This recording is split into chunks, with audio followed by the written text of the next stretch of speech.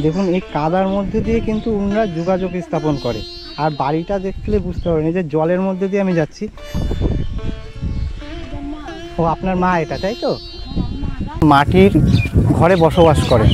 ভালো আছেন?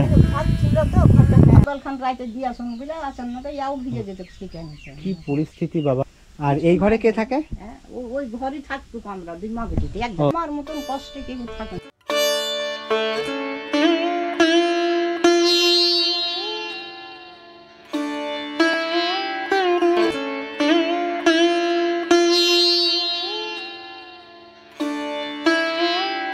নমস্কার বন্ধুরা, আজ আপনাদের নিয়ে যাব ভারতবর্ষের শেষ দ্বীপে। ওই দ্বীপে বসবাসকারী এক বৃদ্ধা ঠাকুমা, বয়স প্রায় 100 বছরের ঊর্ধ্বে। ওই ঠাকুমার জীবন সংগ্রাম আজকে তুলে ধরব। তিনি কিভাবে আছেন, কিভাবে দিন কাটছে এবং বিভিন্ন সময় তিনি কিভাবে কাটান এবং তার জীবন কাহিনী বিস্তারিত তথ্য থাকছে এই ভিডিওতে। তবে ভিডিওটা স্কিপ না করে সম্পূর্ণ দেখতে থাকুন, আশা করি খুব ভালো লাগবে। তো চলুন যাই, ভিডিওটা শুরু করি।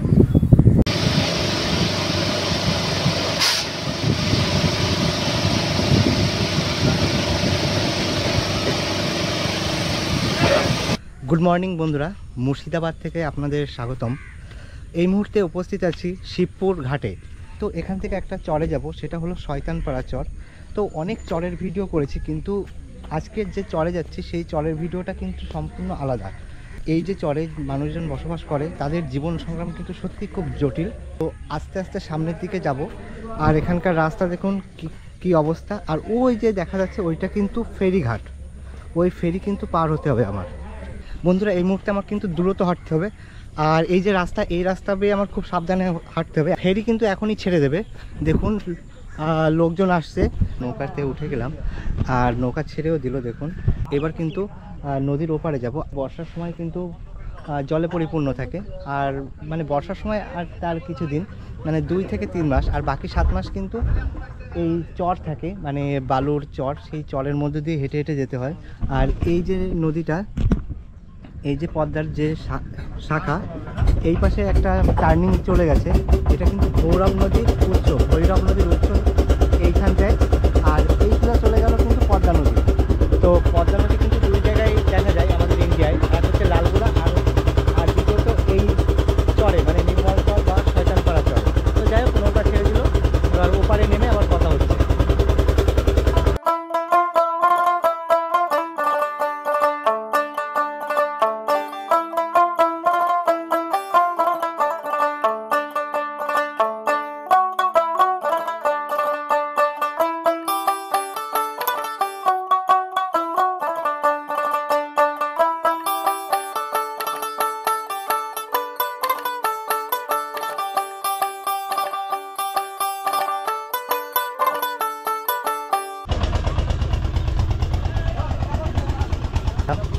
বন্ধুরা নেমে গেলাম নৌকা থেকে। এই দেখুন এই যে নৌকাটা এসছে, এই নৌকায় করে এসে, নৌকায় অনেক ব্যবসায়ী আছে, দুধ ব্যবসায়ী। তারা কিন্তু দুধ কালেকশন করতে গেছিলো এই চরে। এই চরে হয়তো অনেক গরু বা ছাগল বা বিভিন্ন গবাদি পশু পালন করা হয়। তো যাই হোক, এই দুধ নিয়ে কিন্তু নিকটবর্তী শহরে যাবে। নিকটবর্তী শহর বলতে ভগবানগোলা, লালগোলা বা এদিকে মুর্শিদাবাদ, কাসেম বাজার, বিভিন্ন স্থানে পৌঁছে যাবে। ওখান থেকে নিকটবর্তী শহর কলকাতায় পৌঁছে যাবে। তো এখানকার মানুষের জীবন সংগ্রাম সত্যিই খুব কঠিন, খুব দুর্গম পরিস্থিতিতে এখানে মানুষ বসবাস করে। তো চলুন আস্তে আস্তে আরও ভিতরে যাই। আর এই দুর্গম চরে কিন্তু প্রচুর কাদার মধ্যে দিয়ে কিন্তু আমাকে এই গ্রামটা বা এই চরটা এক্সপ্লোর করতে হবে। আর এই চরটা কিন্তু অনেক বড়। এই চরে টোটাল 23টা গ্রাম আছে, যেটা মুর্শিদাবাদ জেলার ভগবানগোলার অন্তর্গত। মানে এই চরের ব্লকটা হচ্ছে ভগবানগোলা। তো যাই হোক, চলুন আস্তে আস্তে সামনের দিকে এগিয়ে যাই। আর নৌকাটা দেখুন চলে গেল। এখানে এসে এক ভদ্র লোকের সাথে দেখা হলো, যা উনি আমার প্রথমেই আশীর্বাদ দিলে একটা কারণে। কী জন্যে আপনিই বলে দেন। আপনি একটু ভগবানের তরফ থেকে কি আল্লাহ পাকের তরফ থেকে একটু অক্ষম আছেন। আল্লাহ পাক কি ভগবান আমাদেরকে যদি কোনো রায় কোনো স্থান দেয় তো আপনাকে মেহেরবান করব। অনেক ধন্যবাদ, আপনি যেটা করলেন এটা আমার সত্যি সৌভাগ্য। ভালো থাকবেন। হ্যাঁ, দেখুন সত্যি এখানকার মানুষ কত ভালো। মানে আমি হ্যান্ডিক্যাপ, মানে প্রতিবন্ধী মানুষ, সেটা দেখে ওনার একটু খারাপ লাগলো। তো সেই অবস্থায় যে আমি এই জায়গায় চলে এসেছি। খারাপ কিছু না, কিন্তু ভগবানের দেওয়া তো হ্যাঁ, ওটা সবাই, এটা তো কিছুই করতে পারবো না। তো যাই হোক আস্তে আস্তে একটু সামনেতে ঘুরে ভালো থাকবে না। আচ্ছা। তো দেখুন এখানকার মানুষ কত ভালো, ওঠার সঙ্গে সঙ্গে কিন্তু আমাকে আমার এইরকম অবস্থা দেখে ওনারা কিন্তু আশীর্বাদ করলেন। তো ভালো লাগলো এটা, ওনারা যেরকম আশীর্বাদ করেন, সাপোর্ট করেন, মানে নৌকা থেকে লেবে ঘাটে উঠেই কিন্তু কত সুন্দর আশীর্বাদ করলো। তো চলুন আস্তে আস্তে যাই, এবার কিন্তু আমার হাঁটতে হবে, অনেক হাঁটতে হবে, আর পুরো কাদা দেখুন। এই পরিস্থিতিতে কিন্তু আমার সামনের দিকে এগিয়ে যেতে হবে। চারিদিকে কিন্তু ফাঁকা মাঠ আর মাঠ, অনেকটা হাঁটার পরে তারপরে একটা গ্রাম পড়বে। ভারতবর্ষের লাস্ট একটা আইল্যান্ড যেটা শয়তানপাড়া চর, যেটা একেবারে ভারত বাংলাদেশ সীমান্তে, সেই চরের মানুষের জীবন সংগ্রাম যে কত কঠিন, একবারে নদী ভাঙনের সঙ্গে ওনরা বসবাস করে। এই নদীটা কিন্তু পদ্মার একটা অংশ, লালগুড়ার থেকে বেরিয়ে এসে পদ্মা কিন্তু দুটো ভাগ হয়ে গেছে, এই একটা অংশ আর ওই সাইডে একটা অংশ যেটা বাংলাদেশ বর্ডার সাইড। এই দুটো অংশে ভাগ হয়ে এই দ্বীপটা গঠিত হয়েছে। এই দ্বীপটা 23টা গ্রাম নিয়ে গঠিত। তো যাই হোক, আজকে এই দ্বীপের লাস্ট প্রান্তর মানে একেবারে শেষ সীমানায় যাব, সেটা হচ্ছে শয়তানপাড়া চর। সেই শয়তানপাড়া চরে যেতে গেলে যে আমার কত স্ট্রাগল করতে হচ্ছে, আর এখানকার মানুষরা তাহলে কীভাবে স্ট্রাগল করে, কত স্ট্রাগল করে। তো দেখুন এই যে অবস্থা, এই যে পরিস্থিতি, এই পরিস্থিতিতে কিন্তু এখানকার লোক যোগাযোগ স্থাপন করে, পুরো ভেঙে যাচ্ছে দেখুন। আমার নিজেরই ভয় লাগছে, রাস্তা পুরো কিন্তু ভেঙে যাচ্ছে। এইভাবে কিন্তু এখানকার মানুষের জীবন সংগ্রাম। দেখুন ওই শয়তানপাড়া চরে যারা বসবাস করে তারা কিন্তু ঘাটের কাছে যাচ্ছে এবং ঘাট থেকে নিকটবর্তী শহরের দিকে যাচ্ছে। তো এই কষ্ট করেই কিন্তু ওনারা যোগাযোগ স্থাপন করে। পাকা রাস্তা পাওয়া যাবে না সামনে, আবার এইভাবে আপনারা যাতায়াত করেন শয়তানপাড়া চর সামনে? হ্যাঁ হ্যাঁ, মানে কতটা হাঁটতে হবে দিদি? আচ্ছা আচ্ছা, এখানেও ভেঙেছে। এখনও আমার কিন্তু অনেকটা হাঁটতে হবে শয়তানপাড়া চরে যেতে গেলে, এখনও অনেক, মানে এখনও 1 থেকে 2 কিলোমিটার হাঁটতে হবে। 2 কিলোমিটার তো হাঁটা হয়ে গেছে, এখনও কিন্তু 1 থেকে 1.5 কিলোমিটার বা 2 কিলোমিটার হাঁটতে হবে। আর এখানে কিন্তু বেশি ভেঙেছে। ব্যবস্থা নাই দাদা, কিছু করার নাই। দাদা আপনি কি প্রত্যেক দিন আসে? হ্যাঁ প্রত্যেক দিনই আসি। এইভাবে সংগ্রাম করতে হয় আপনাদের এই কাদার মধ্য দিয়ে? আজটাও তো একটু ভালো আছে, আর কত কঠিন কাদা হয়, আরো কঠিন কাদা। কঠিন বাবা কাদা। আমি তো আজকে এসেই আমার হালুয়া টাইট হয়ে গেছে। ওরে তো আমারে কি করবো দাদা। যখন আপনাদের এই ওই পাশের ঘাটে যখন আপনারা এই দুধটা কালেকশন করে ওই পাশে নামাচ্ছিলেন গাড়িতে করে, বাইকে করে, তখন দেখলাম যে ওই যে খাড়ি অবস্থা, মানে যে নিচে নামাতে যাওয়ার সময় তখন তো দেখলাম প্রায় পড়েই যাচ্ছিল। ওরে তো কাল দাদা যে আমি পড়ে আমার পা সব খাম হয়েছে। এ বাবা, কিছু করার নেই দাদা, তো ইয়া ছাড়া তো কোনো রাস্তা নাই।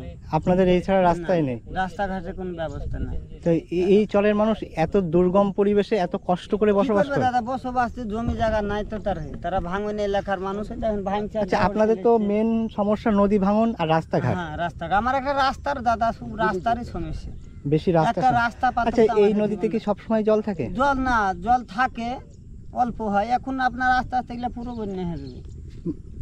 আপনাদের এখানে তো বেশিরভাগ সময় বন্যাও হয়ে যায়, হ্যাঁ। দ্বীপটা পুরো বুড়ে যায়। হ্যাঁ ভরে যায়। তখন আপনি তো দুধের ব্যবসা করেন, হ্যাঁ তা কত গ্রাম ঘোরেন এই দ্বীপে?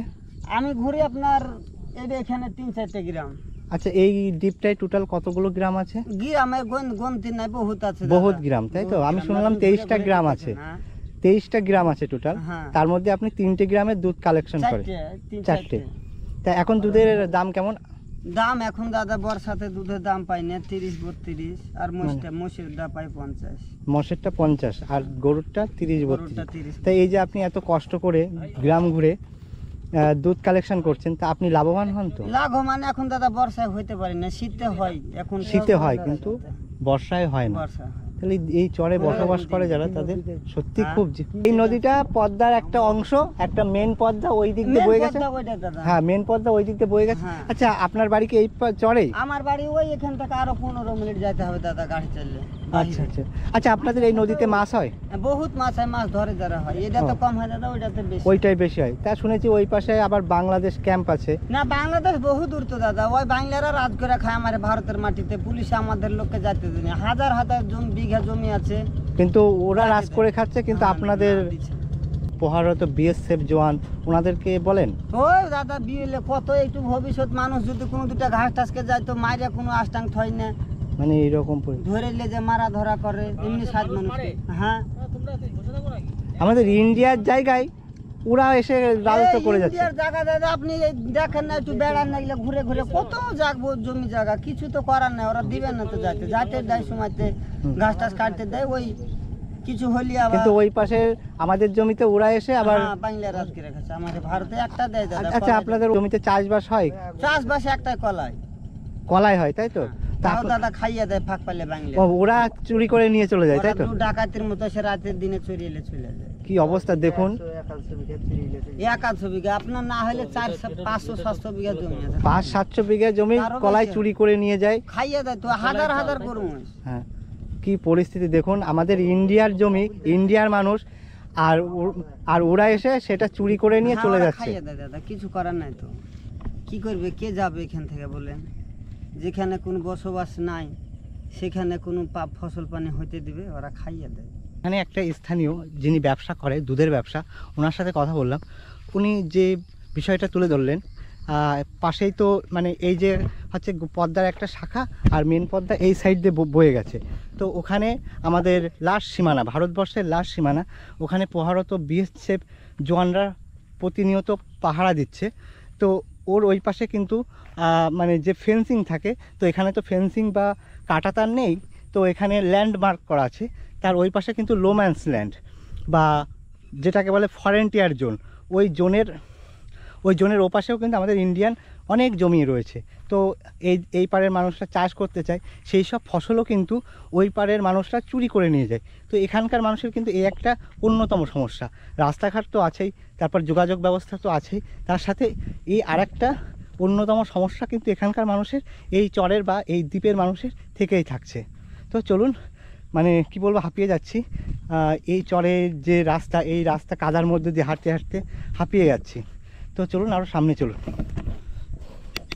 অনেকটা হেঁটে আসার পরে একটা খাড়ি দেখতে পেলাম। এই হচ্ছে খাড়ি, এই খাড়িটা কিন্তু আমার পার হতে হবে। আর এই পদ্মা নদীর সাথে কিন্তু এই খাড়িটা মিশেছে। আর এই খাড়ির পাশেই কিন্তু মোষ চড়ছে, একটা মাসিমা কিন্তু মোষ চড়াচ্ছে। আর এই মোষের দুধ কিন্তু খুব প্রোটিন। মোষের দুধের কেজি এখানে 50 টাকা করে, যারা বিক্রি করে তারা 50 টাকা করে কেজিতে বিক্রি করে। সেই মোষের দুধ কিন্তু শহর অঞ্চলে চলে যায়। আর এই দুর্গম পথ দিয়ে যারা ব্যবসা করে, দুধের ব্যবসা, তারা কিন্তু গ্রামে চলে আসে নিতে। এখন যত এগোচ্ছি ততই কিন্তু রাস্তা খারাপ, প্লাস ভাঙা, নদীর ভাঙন, এই যে পদ্মার ভাঙন। আর এইদিকে কিন্তু চাষ হচ্ছে। এখানকার যারা চাষি মানুষ তারা কন্টিনিউ চাষ করছে, ফসলের জমি চাষ করছে বা পাট চাষ করেছে, সেই পাট কাটছে, এবং বিভিন্ন মানুষ বিভিন্ন কাজে ব্যস্ত। আপনাদের এখানে নৌকা মাঝে মাঝে পাওয়া যায়?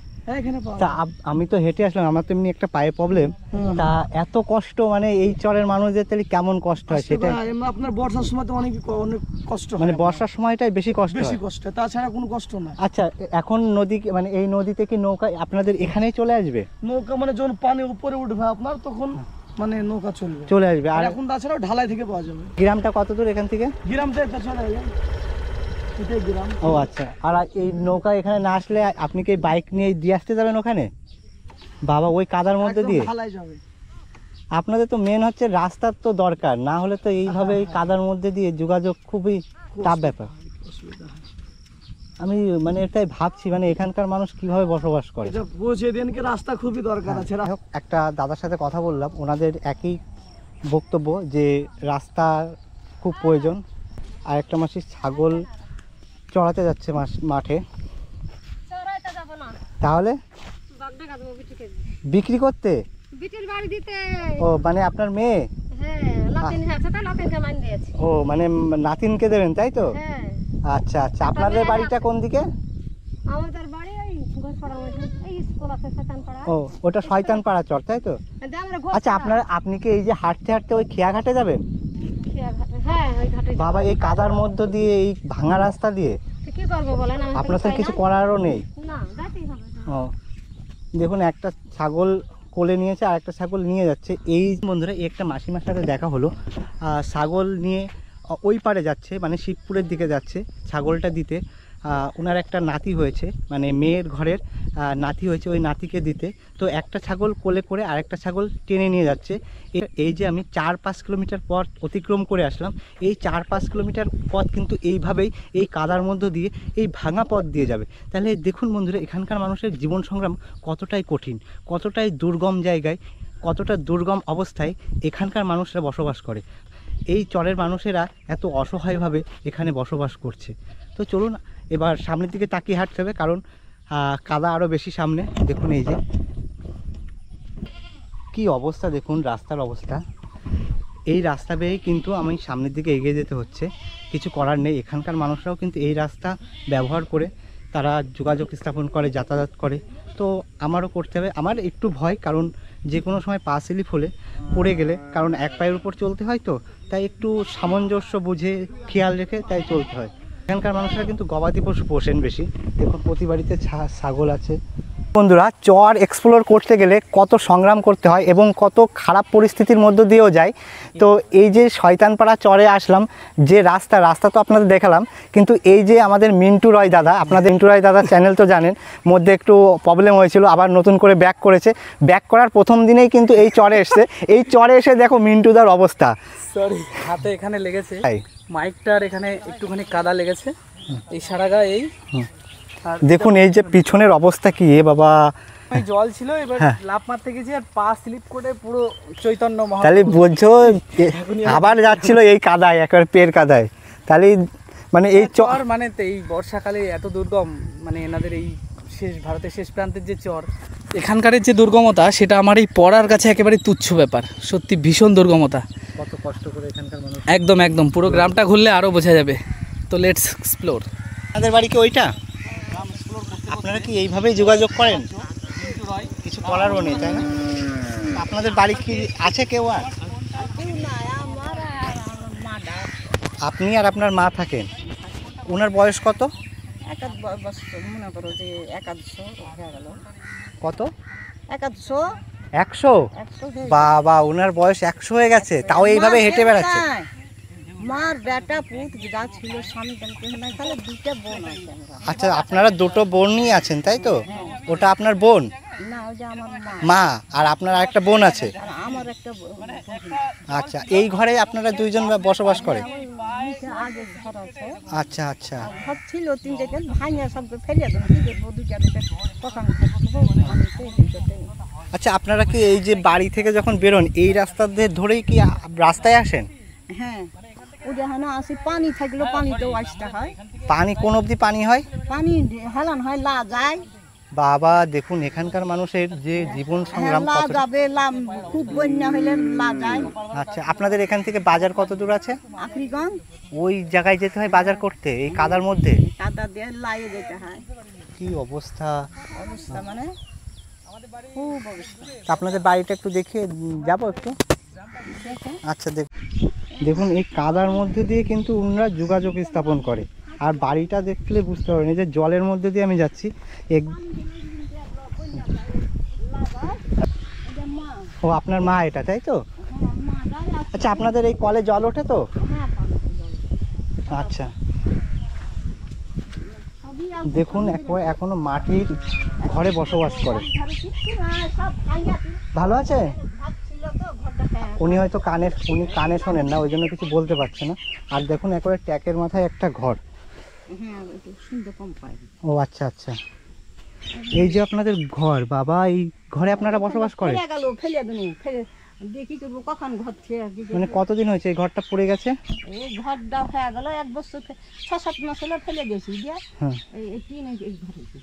আচ্ছা আচ্ছা, আপনাদের এখান থেকে জল আনতে যান কোথায়? খাবার জল এই কলের জলই খান? দেখুন এখানকার মানুষ কিন্তু কলের জলই খান, অসুবিধা হয় না তো কলের জলে? আচ্ছা, আর আপনারা বাজার করতে গেলেন সেই? আচ্ছা, হ্যাঁ। যেদিন হাটে যায় না সেদিন হাট কি বারে হয়? আজ হবে রবিবারে হাট হয়? রবিবার আর বুধবার। আচ্ছা, রবিবার আর বুধবারে হাট হয়। আপনারা ওই হাটে হাট করতে যান, তাই তো? সারা সপ্তাহে ওষুধ পানিকে যায় না তখন। আচ্ছা, আপনাদের ডাক্তার দেখাতে গেলে কোথায় যেতে হয়? ওই পারে। ওই পারে? সবই তো ওই পারে?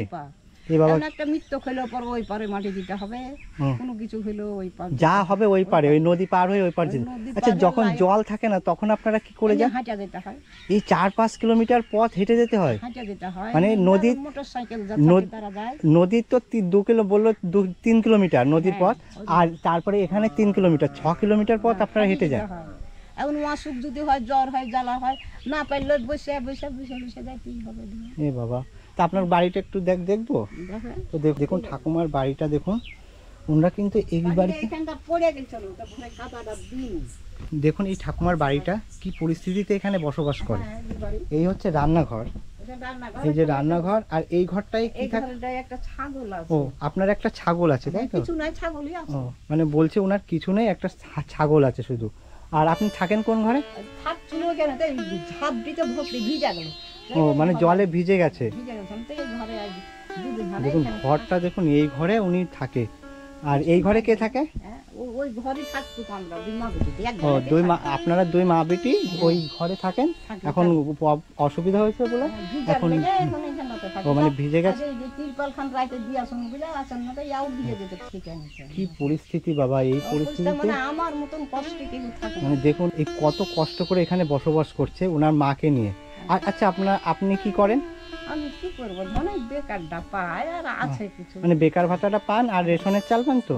না, এই শোনে চালে 2 কেজি চাল পাই, ও, 2 কেজি, আর এই 2 প্যাকেট আটা, আর 2 প্যাকেট আটা, ওই নিয়েই আপনার চলে? ওই চিনি খাই কি মানে করবো সংসারে দিতে। কি পরিস্থিতি এখানটা। এখন কাগজ সবকে দিলে অন্তদের কাটে 22 কেজি 23 কেজি করে পাইলে 14 কেজি আমরাকে দিলে না তখন। ও, এখানকার থেকে হয়নি যেদিন। দেন। এবারও পাই আছে সবাই নালালো। আপনার বয়স কত? এই 70 করে। 70 বছর হয়ে গেছে, আর আপনার মার বয়স 100 বছর হয়ে গেছে। তা রান্না বান্না করেছেন আজকে? হ্যাঁ, রাঁধিছি আলুতে আর বেগুন আনছি। আলু দিয়ে বেগুন দিয়ে। আপনারা সবজি কি হাটের থেকে কিনে আনেন, হ্যাঁ, কিনা না এখানে যে চাষবাস হয় কেউ না। দেয় না? না, আপনাদের হেল্প করে না কেউ? কেউ করে না, ধন কাহর খাই না, নেয় না, দেয় না। ও, কি অবস্থা দেখুন। এই হচ্ছে ছাগলের ঘর, আর এই হচ্ছে ওনাদের রান্নার ঘর। রান্নাঘর। বাইরে রান্ধতো, কেউ বাইরে রান্ধাতে, পানিতে বর্ষাতে কি আর করবো? ওই যে মাটির ওই কলসির ভিতরে কি আছে? হ্যাঁ, মাটির কলসির ভিতরে কি আছে ঠাকুমা? কলসির ভিতরে হ্যাঁ, ও কলসি না, তাহলে ওটাকে কি বলে? ঢাকি। ঢাকি, তাই তো? দেখুন নতুন একটা জিনিস, ঢাকি। ওর ঢাকিটা আলু আছে আর একদিন আলু রাখা আছে তাই তো? আলু আছে, হ্যাঁ। আচ্ছা, যাই হোক, অনেক কিছু জানতে পারলাম। আপনাদের এই যে দুর্গম পরিবেশে খুব কঠিনভাবে বসবাস করেন, কি তো করবো, কিছু ওষুধকে গেলে কি পানিকে গেলে যাতেই হোক ওই পার যাইতেই হোক। এখন না পারে যদি হাঁটা, জ্বর হোক না কেন, হাঁটা যায়, যদি না পারে তো বুঝতে হবে, বুঝে তখন আস্তে আস্তে যাইতে হবে। তখন আমাদের বাড়ি ছিল আখরিগঞ্জ হাই স্কুলের কাছে। আচ্ছা আচ্ছা, তার তারপরে আখরিগঞ্জের হাই স্কুল ওখানে বললে যে চলো এখানে থাকে না থাকে, সম্পত্তি আছে, জমিতে লোকে খাইয়া নিচ্ছে। লোকে খাইয়ে নিয়েছে। হ্যাঁ, তো এখানে এসি বাড়ি করি, আচ্ছা, এই জমি বাড়ি করে দেখো, এই মাটি সব দুজনাতে তুলেছি আমরা। দুজনা মিলেই তুলেছেন, আপনার হ্যাঁ। মা আর আপনি? না, আমার স্বামী আর আমার মাটা 3 বছর আপনার হলো। স্বামী এখন কোথায়? মরে গেছে, ও, কতদিন হয়েছে? এই 6 বছর হলো ও, 6 বছর হচ্ছে আপনার স্বামী মরে গেছে। মরে গেছে। এ 6 বাবা। বছর বাঁচিয়ে যাচ্ছে, 7 বছরই পড়ছে। ও, তখন আপনি এই হ্যাঁ, মাটি আর আমার তুলেছিলেন? স্বামী, দুজনেই তুলেছে। আর একটা লাতি ছিল, ও, মানুষ করে আছে না, করে লাতি দিয়ে চলে গেছে বাড়ি, বাপের বাড়ি। ও, আচ্ছা আচ্ছা, ঠিক আছে ঠাকুমা, এবার যাই একটু ঘুরে আসি। আপনি যাও। ভালো লাগলো আপনার সাথে অনেক কথা বলে। আপনারা এত কষ্ট করে এখানে বসবাস করছেন, তাও আপনাদের মন এত সুন্দর আর আপনাদের মন এত হাসি খুশি, সেটা দেখেই অবাক হয়ে কি যাচ্ছি। করবো, ভাগ্যতে যা লিখে গেছে একদম, কপালে। দেখুন কি বলেন তো, ভাগ্য। আমি একটা ছেলে মানুষ, দেখুন আমি একজন এই জায়গায় এসেছি, আমারও কিন্তু একটা পা নেই ধরতে গেলে, দেখতে পাচ্ছেন তো? ওটা ভগবান বা আল্লাহ বা ঈশ্বর আমাকে এইভাবে রেখেছে, তাই কিছু করার আছে? না, কিছু করার নেই। এটা আমাদের মেনে নিয়েই চলতে হবে। হ্যাঁ, ওই লিখ খেতে হবে, কিনতে হবে। আল্লাহ যতদিন চালায়, আর ওই সেজন্য যদি ভগবান নিয়ে আলায়, তাহলে তার কিচ্ছু করার নেই আমার, আমি নিরুপায় ওখানে। হ্যাঁ, ওটাই হলো তারা। আচ্ছা, ভালো লাগলো, ভালো থাকবেন, সুস্থ থাকবেন। হ্যাঁ, আবার একবার আসবো, তখন আপনার জন্য কোনো কিছু পারলে আমি নিয়ে আসবো। এই গরু ছিল, হুম। আমাদের গরু ছিল, আরো ছিল, সব মরে যায়, কে টাইম দেয়? হ্যাঁ, তাই তো, আপনাদের বয়স হয়ে গেছে, টানার তো এখন দেখুন, ওই দেখুন মাটি খুঁড়ে খুঁড়ে পড়ছে ঘর থেকে, দেখুন খাচ্ছে না। কি পরিস্থিতি। এই ঘরেই কিন্তু বসে থাকে, এই ঘরেই কিন্তু বসবাস করছে। রাত্রেবেলা যখন বৃষ্টি হয় তখন তো আপনাদের কত চিন্তায়। বসতে হয়, কি করবো, বৃষ্টি হলে বসে থাকে, তখন পরে ছুটতে হয়। এই ভোরে আজি চাড়াম জোড়াম করে কত মেঘ ডাকিলো, কত পানি হলো আজকেই? আজকে ভোরের এখানে। সবাই ভালো, হ্যাঁ, নিজে ভালো থাকলে সব সবাই জগৎ ভালো। ভালো, একটা কথাই আছে আর না? নিজে যদি খারাপ থাকো তো সবাই খারাপ। আচ্ছা, আসছি তাহলে। হ্যাঁ, দুর্গম পথ বেয়ে কিন্তু নামতে হবে। আর এই যে ঠাকুমার সাথে কথা বললাম, যে ঠাকুমার সাথে কথা বললাম, সেই ঠাকুমার মা কিন্তু এই যে, আর এই ঘরে এই যে মশাল রাখা আছে, তাই তো? হ্যাঁ এই মশাল কি আপনাদেরই তো? হ্যাঁ আমারই। আচ্ছা, এই যে মশাল দিয়েছেন, আপনার তো গরু নেই, তাহলে ওই ছিল পোতার গোবর দিয়ে। ও মানে ও কুড়িয়ে টুড়িয়ে নিয়ে এসে- 17-18টা মহিষ আছে। এখানে, তাই তো? হ্যাঁ এইখানে এসে চড়াই। ও সেই গোবর থেকে আপনারা হ্যাঁ, করে এই দিয়েছি। করে খেয়েছেন। যাক, কেন কিনতে গেলে তো টাকা অনেক লাগবে। টাকা, জ্বালানির অনেক দাম। হ্যাঁ দাম। আচ্ছা, আসছি। হ্যাঁ, ভালো থাকবেন। ঠাকুমা, এই ছাগলটা কি আপনার? এই যে, হ্যাঁ, এটা আমার। আচ্ছা, এই দেখুন ওই যে ঠাকুমার ছাগলটা কত সুন্দর দেখতে, হ্যাঁ, ওই যে দারুণ চেহারা। একটা খাসি আছে। হ্যাঁ, একটা খাসি আছে, তাই তো? আচ্ছা, এই খাসি পালন করতে কতদিন টাইম লাগবে? আমি বছর আবার বছর ঘুরে যাবে? বছর ঘুরে যাবে আবার বকরি আমার পরব হয়, পরব দিয়ে দেবো। আচ্ছা আচ্ছা আচ্ছা, আপনার ওই ঘরেও তো ওখানে ভেঙে যাচ্ছে। ওখানটা ঘর ছিল যে ওইটা, হুম। ওই ঘরটাকে পিছনে ফেলে দিল। আচ্ছা আচ্ছা, ওই টিন ফেলে দিয়ে দিয়েছি। যাই হোক, আপনার বাড়িটা অনেক উঁচুতেই আছে, অনেক কষ্ট করে মাটি তুলেছেন। আরো ছিল মানে পানিতে কাটাতে ফেসে গেল। আরে এইগুলি ঘাস মনে করো আবার লোক নাই তো, হ্যাঁ, ওই জন্য ঘাস হয়ে গেছে। টল টল করে আছে সব জায়গা ভাঙা। আচ্ছা, ঠিক আছে, আসছি। হ্যাঁ, তো যাই হোক, এই যে ঠাকুমা, এই ঠাকুমার বাড়ি থেকে এবার বেরোচ্ছি। আর দেখুন ওই যে গ্রামের যে মানুষজন ওই রাস্তা ধরেই কিন্তু সামনের দিকে, মানে ওই রাস্তা ধরেই কিন্তু এই যে দুর্গম রাস্তা, এই রাস্তা বেয়ে কিন্তু ওই ঘাটে যাবে। আর আমি দেখুন, আমি এই পরিস্থিতিতে কিন্তু এই চরে এসে এই কাদার মধ্যে দিয়ে সংগ্রাম করে এবার মেন রাস্তায় উঠব। তো এখানকার মানুষের জীবন সংগ্রাম কত কঠিনভাবে বসবাস করে। তো চলুন এবার মেন রাস্তায় উঠে আবার কথা হচ্ছে, নয় আবার পড়ে যেতে পারি মিন্টু দায়ের মতো।